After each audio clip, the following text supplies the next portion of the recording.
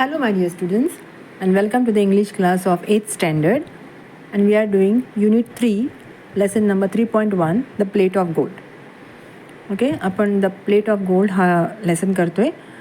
पुढे जाण्याआधी please subscribe करा चॅनलला अगर तुम्ही नवीन असाल चॅनलसाठी, कारण तुम्हाला सगळे लेसन्स मिळतील. आणि प्लीज शेअर करा हा व्हिडिओ तुमच्या फ्रेंड्ससोबत. आणि प्लेलिस्ट ज्याच्यामध्ये 8th स्टँडर्डचे सगळे लेसन्स आहेत त्याची लिंक मी डिस्क्रिप्शन बॉक्समध्ये दिलेली आहे. Okay, so without wasting any time, let's go on with the lesson. The plate of gold. One day there fell in great Banaras temple court a wondrous plate of gold, whereon these words were writ म्हणजे written. तर एक दिवस बनारसमध्ये एक सोन्याची plate खाली पडली. Okay, one day there fail in a great Banaras temple court. Okay, तिथे एक देऊळ होतं. देवळाच्या आवारात एक खूप सुंदर सोन्याची प्लेट खाली पडली आणि त्याच्यावर लिहिलं होतं whereon these words were writ की to him who loveth best a gift from heaven. स्वर्गातून हे एक गिफ्ट खाली पडलेलं आहे. तर कोणाला? तर जो देवाला खूप आवडतो किंवा ज्याला देव खूप आवडतो. One who loves God the most. Okay, to him who loveth best म्हणजे जो देवाचा भक्त आहे. ओके, ही गोल्डन प्लेट त्याच्यासाठी आहे जो देवाचा खूप चांगला भक्त आहे, ज्याला देव आवडतो. To him who loveth best a gift from heaven. स्वर्गातून ही एक भेटवस्तू देवाकडून आलेली आहे. Thereat the priests made proclamation. Proclamation म्हणजे एक अनाऊन्समेंट केली, एक जनरल स्टेटमेंट पब्लिकली बोलले, म्हणजे सगळ्यांना उद्देशून बोलले. प्रीस्ट्स म्हणजे तिकडचे जे भटजी वगैरे असतात ते. The priests made proclamation. तर काय होतं ते proclamation? At the midday or each day let those assemble who for virtue deem they are right to havens gift the best and we will hear the deeds of mercy done and so adjudge. तर ह्याचा अर्थ काय की at the midday or म्हणजे दुपारच्या वेळी रोज every day let those assemble for the virtue deem they are right to havens gift the best. म्हणजे लोक दुपारच्या वेळेला गोळा होणार आणि एखाद्या कारणासाठी फॉर व्हर्च्यू आणि डीम म्हणजे दावा करणं. डीम दे आर राईट किंवा इथे कन्सिडर की त्या माणसाला ते मिळणार. तर कोणाला? Deem the right to havens gift the best म्हणजे ते जे गिफ्ट आहे तर ह्या माणसाला हा बेस्ट माणूस आहे त्या गिफ्टसाठी, असा त्याचा अर्थ होतो. अँड डीम म्हणजे कन्सिडर करणं किंवा त्याच्यासाठी ते आहे असं. Deem they are right to the heavens gift the best and will hear the deeds. तर का त्याला द्यायचं? तर त्याने काय चांगलं काम केलं आहे ते ऐकूया आपण. Here the deeds. डीड्स म्हणजे त्याची चांगली कामं.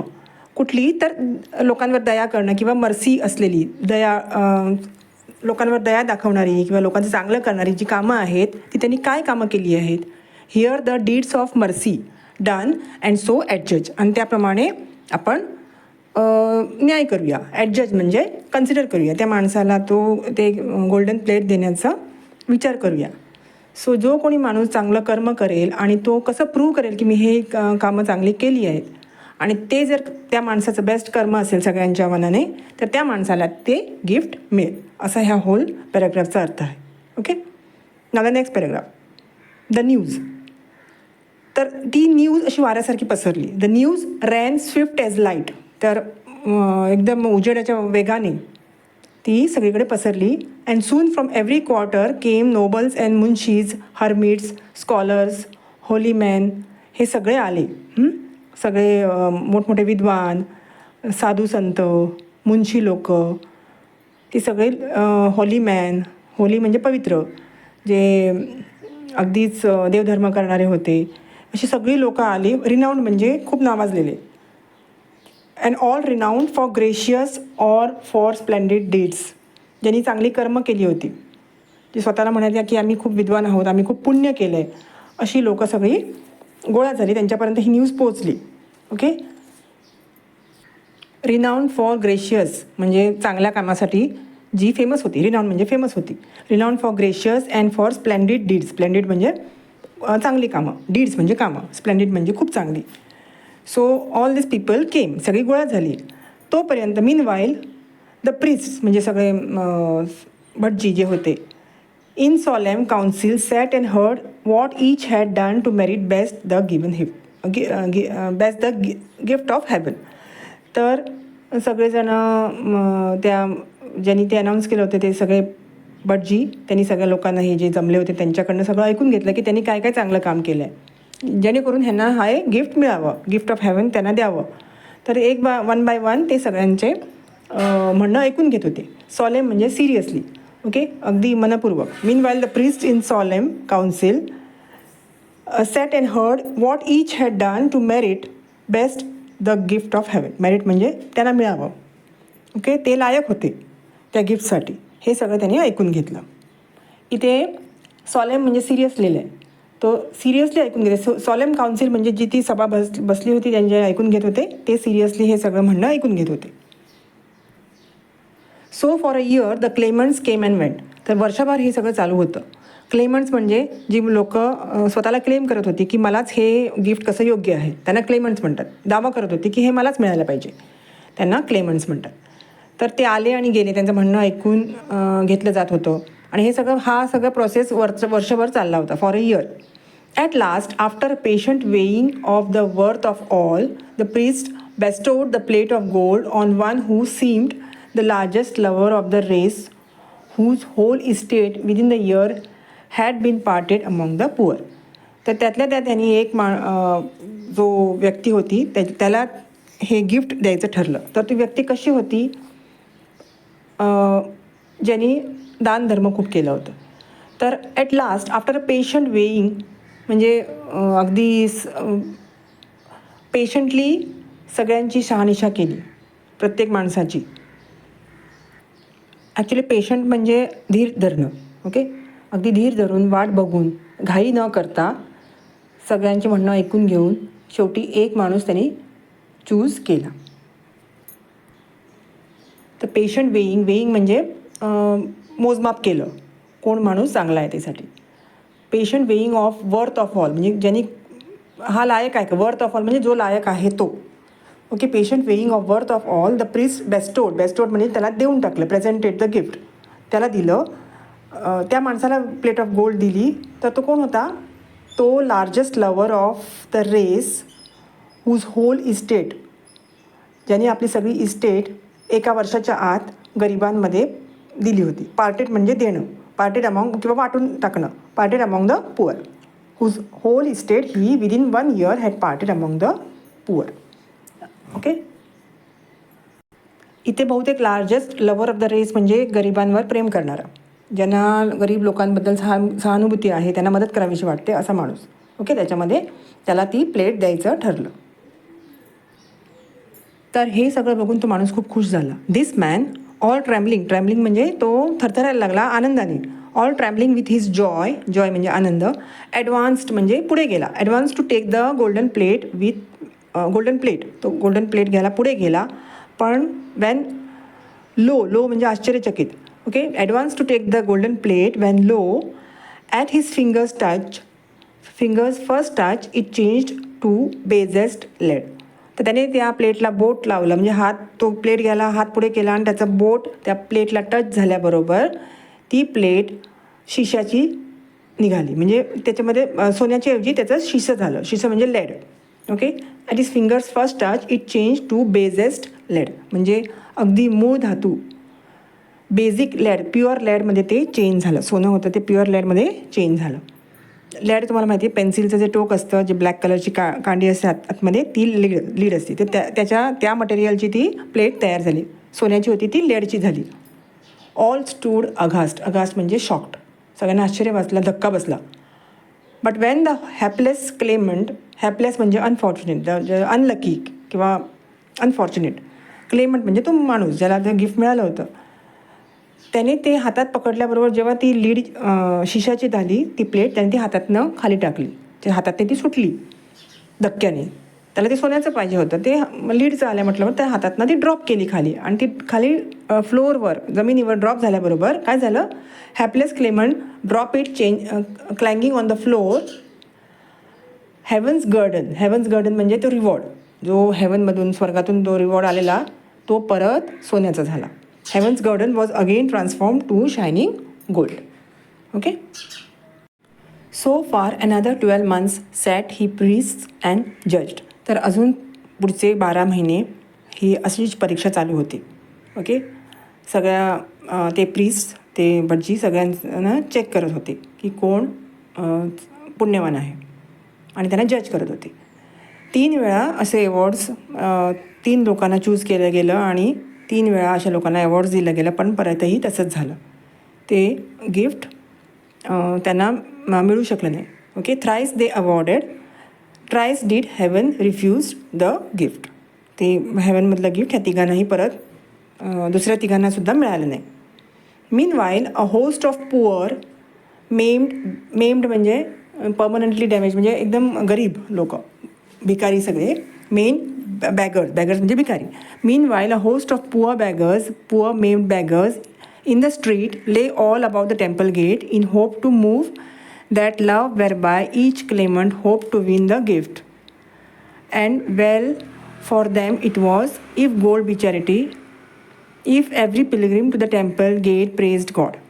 आता ते सगळे बॅगर्स जे होते ते देवळाच्या दारात बसले होते. तर का, तर त्यांना आशा होती की जे क्लेमंट्स येणार क्लेम करायला, मलाच ही प्लेट मिळायला पाहिजे, मी पुण्यवान आहे, तर ते पुण्यवान स्वतःला समजून आम्हा बॅगर्सना ते काहीतरी भिक्षा देतील, कॉईन्स टाकतील झोळीमध्ये, म्हणून ते सगळे बॅगर्स येऊन देवळाच्या दारात बसले होते. तर they all lay about the temple गेटच्या आजूबाजूला ते सगळे बसले होते आणि in hope to move that love whereby each claimant hope. तर त्या क्लेमंटचं प्रेम त्यांना मिळावं and hope to win a gift, तर ते काहीतरी गिफ्ट देतील. Okay. And well for them it was, त्यांना ते चॅरिटीसारखं होईल, गोल्ड मिळालं तर गोल्ड आहे, तर त्या गोल्ड प्लेटच्या निमित्ताने त्यांना पण काहीतरी मिळेल, म्हणून ते सगळे देवळाच्या दारात बसले होते भीक मागायला. For every pilgrim to the temple gate praised God. तर देवाला सगळेजण जे क्लेमंट्स होते ते सगळेजण देवाला पाया पडायला आलेले, देवाला प्रेज करत होते आणि ते ह्या भिकाऱ्यांवर पण प्रेम दाखवत होते, भलेही ते प्रेम खोटं होतं. ओके. ते प्लेट मिळवण्यासाठी त्यांचं ते प्रेम होतं. So for every pilgrim to the temple gate praised God and love might thus approve itself before the test. तर खोटं प्रेम दाखवून ते सोन्याची प्लेट मिळेल का असं त्यांचं चाललं होतं. And so coins rain freely in the outstretched hands. भीक मागायला जे हात पुढे झाले होते त्यांच्या हातांवर हे सगळे मोठे मोठे लोक जी स्वतः पुण्यवान समजत होती ते त्यांना भीक घालत होती, त्यांच्या हातामध्ये कॉईन्स ठेवत होते. And so the coins rain freely म्हणजे पैशांचा पाऊस पडत होता ह्या भिकाऱ्यांच्या हातावर. रेन म्हणजे पाऊस पडत होता. फ्रीली इन द आउटस्ट्रेच्ड म्हणजे भीक मागायला जे हात पुढे येत होते ते outstretched hands. But none of those who gave so much as turn to look into the poor sad eyes of them that back. तर ते त्या गरीब लोकांच्या भिकाऱ्यांच्या डोळ्यातल्या दुःख बघत नव्हते, काही नव्हते, ते फक्त असं ब्लाइंडली टाकत होते की आपल्याला प्लेट मिळावी म्हणून. खरं प्रेम त्यांचं किंवा खरी त्यांच्या दुःख समजून घेण्याचा त्यांचा प्रयत्न नव्हता. Okay. As much as turn to look into the poor sad eyes of them that begged. Okay. कोणीलाही इंटरेस्ट नव्हता त्यांच्या डोळ्यामधलं त्यांचं दुःख बघण्याचं. And now the second year had almost pass. आता तसं दुसरं वर्ष पण सरून गेलं. 2 वर्ष झाली तरी त्यांना तो पुण्यवान माणूस सापडला नाही. But still the plate of gold by whom so ever touched was turn to lead. जो कोणी येईल आणि जी प्लेट टच करायचा त्यांना ती प्लेट लीडची झालेली दिसायची. At length there came a simple peasant not aware of that strange contest of the gift of God. एक माणूस आला, एक गरीब शेतकरी, त्याला माहीत नव्हतं की हे काय चाललं आहे, ती गिफ्ट ऑफ गॉड वगैरे आहे, हे काहीच त्याला माहीत नव्हतं. तर तो सहज देवळात आला to pay a vow within the temple. तर देवाला पाया पडायला, पे अ वाव म्हणजे देवाला पाया पडायला आला. तर he passed along the line of shrivelled beggars. ते श्रीवेल्ड म्हणजे ते गरीब अगदी एकदम बारीक हाडकुळे बेगर्स जे होते त्यांच्याजवळ आला. All his soul was moved within him to sweet pity. तर त्यांना त्यांची दया आली. स्वीट पिटी म्हणजे दया आली त्या बेगर्सची, त्या बेगर्सना बघून त्याचं हृदय हल्लं. Okay, his soul was moved and tears welled up and trembled in his eyes. आणि त्याला त्याच्या डोळ्यात पाणी आलं त्यांचं दुःख बघून. Now by the gate temple gate there lay a poor sore creature blind and shunned by all. तर तिकडे पुढे गेल्यावर टेम्पलच्या गेटजवळ त्याला एक गरीब माणूस दिसला, ज्याला कोणी बघत नव्हतं. शंड बाय ऑल म्हणजे सगळ्यांनी त्याला वाळीत टाकलं होतं. तो आंधळा होता, ब्लाइंड होता. पण हा जो पिझंट होता, but when the peasant came and saw the sightless face and trembling maimed hands he could not pass. त्याला बघून त्याला पुढे जाता आलं नाही. त्याला त्याची खूप दया आली. ओके, साइटलेस फेस म्हणजे थरथरलेला चेहरा त्याचा, तो हातपाय थरथरत होते, त्याचा अगदी पेल झालेला चेहरा, त्याचे गरीब हात, हे सगळं बघून त्याला पुढे जाता आलं नाही. ही कुड नॉट पास. पण बट नेल्ट म्हणजे तो गुडघ्यावर बसला. ओके, आणि त्या माणसाचे दोन्ही हात आपल्या हातात घेतले. अँड टूक both palms in his hand and softly sed. आणि म्हणाला की ओ दाव म्हणजे यू. ओके, ओ दाव माय ब्रदर म्हणजे त्याला भाऊ म्हटला. त्या गरीब भिकाऱ्याला तो माणूस भाऊ म्हटला आणि म्हणाला बेअर द ट्रबल्स ब्रेवली. तू ह्या सगळ्या तुझी जी परिस्थिती आहे त्याला ब्रेवली सामोरा जा. ओके, घाबरू नको, अगदी धीराने सामोरा जा. God is good. देव दयाळू आहे. Okay, God is good. Then he arose and walked straight away across the court. आणि नंतर तो उभा राहिला आणि त्या देवळाच्या आवारात चालू पडला. आणि and entered where they wrangled of their deeds of love before the priest. आणि तो त्या ठिकाणी ते जे बसले होते प्रिस्ट, जे मोजमाप करायला बसले होते, त्यांच्याजवळ तो गेला. Entered where they wrangled up. Wrangled म्हणजे आर्ग्यूड, आणि जी बाकीचे लोक मीच कसा दावेदार आहे त्या प्लेटचा, असं सगळं गोंधळ चाललेला. त्या ठिकाणी तो आला.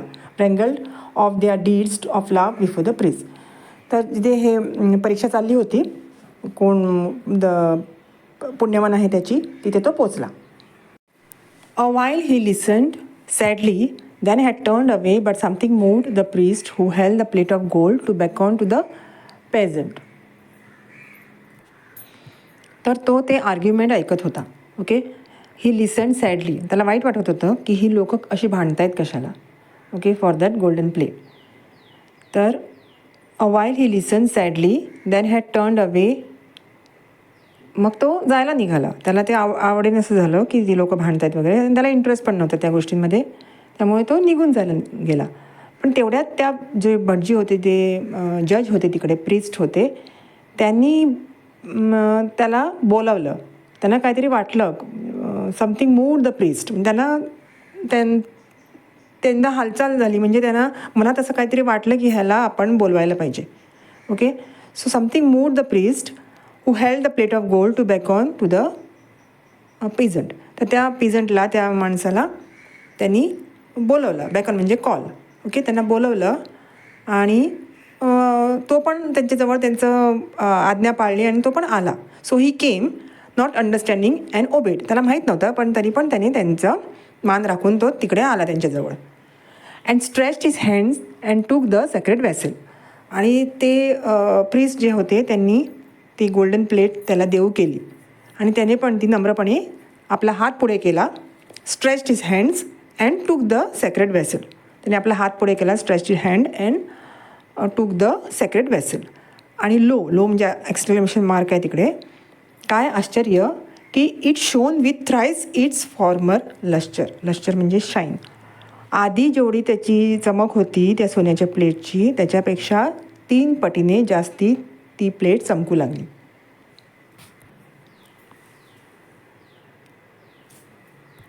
अँड अमेज देम ऑल. आता ते जिकडे सगळे उभे जे होते सगळे लोक, त्यांना सगळ्यांना आश्चर्य झालं की ह्याच्या आधी ज्यांच्या कोणाकडे ती प्लेट गेली, ती प्लेट लीडची झाली. ओके, शिशाची झाली. पण ह्या माणसाकडे जेव्हा ती प्लेट आली तेव्हा ती 3 पटीने अजून चमकायला लागली. ते सोनं थ्राईस मोर ब्रायटन किंवा लश्चरच व्हायला लागली. लश्चर म्हणजे चमक. 3 पटीने जास्ती त्या प्लेटला चमक आली. तर ते प्रिस्ट म्हणाले, son, cried the priest, rejoice the gift of God is thine. Okay, तर हे जे गिफ्ट ऑफ गॉड आहे ते तुझं आहे. तू आता एन्जॉय कर, रिजॉईस कर. यू लवेस्ट बेस्ट, तू देवाचा सगळ्यात प्रिय माणूस आहे. Okay, and all made answers, it is well. सगळेजण म्हणायला लागले हो बरोबर आहे. सगळ्यांना ते पटलं आणि ते सगळे बाकीचे लोक one by one departed. Okay, ते एक एक चालू पडले आपापल्या घरी. त्यांना कळलं की आमचा इथे काही काम नाही आहे, तो माणूस सापडलेला आहे. But the peasant knelt and prayed, पण तो जो माणूस होता, मुलगा होता, गरीब पेझंट, त्याने गुडघ्यावर बसला आणि देवाला पाया पडू लागला आणि Boeing his head above the golden plate, तर त्या प्लेटला त्याने नमस्कार केला. बाविंग हिज हेड म्हणजे माथा टेकवून किंवा डोकं खाली घालून प्रे करायला लागला त्या गोल्डन प्लेटला. आणि while over his soul like morning stream the love of God. तर लास्ट सेंटेन्स काय, while we are his soul like morning stream the love of God. तर देवाचं प्रेम जास्तीत जास्त कुठल्या माणसाला मिळतं, तर ह्या माणसाला जो गरिबांवर प्रेम करतो. ओके, तो ज्याच्याकडे स्वार्थ नाही, अशा माणसावरच देव जास्ती प्रेम करतो. देवाचा असा माणूसच आवडता असतो. Okay, the moral of the poem is what, that God has is आयज ऑन एव्हरी इंडिव्हिज्युअल. सगळ्यांकडे देवाचं लक्ष असतं, पण त्यांच्यामध्ये भेदभाव नसतो. गरीब श्रीमंत असा देव बघत नाही. Okay, good deeds will always पे. आपली चांगली कर्म असतात, तीच आपल्याला आपला रिवॉर्ड देतात. ओके, आणि कशा प्रकारे रिवॉर्ड मिळू शकतो हे बघितलेलं आहे. ती सोन्याची प्लेट त्या माणसाला मिळाली, त्याचं अगदी निस्वार्थपणे त्यांनी त्या गरिबांची सेवा केली होती किंवा त्यांच्याबद्दल करुणा दाखवली होती. त्यांच्याबद्दल त्याच्या मनात खरोखरच आदर होता, प्रेम होता, दया होती. तर हा लेसन शिकून झालेला आहे. तुम्हाला काही प्रश्न असेल तर कमेंट बॉक्समध्ये मला कमेंट करा आणि प्लीज शेअर करा हा व्हिडिओ तुमच्या फ्रेंड्ससोबत आणि व्हिडिओला सबस्क्राईब पण करा पुढच्या व्हिडिओसाठी. Okay, till then take care and bye.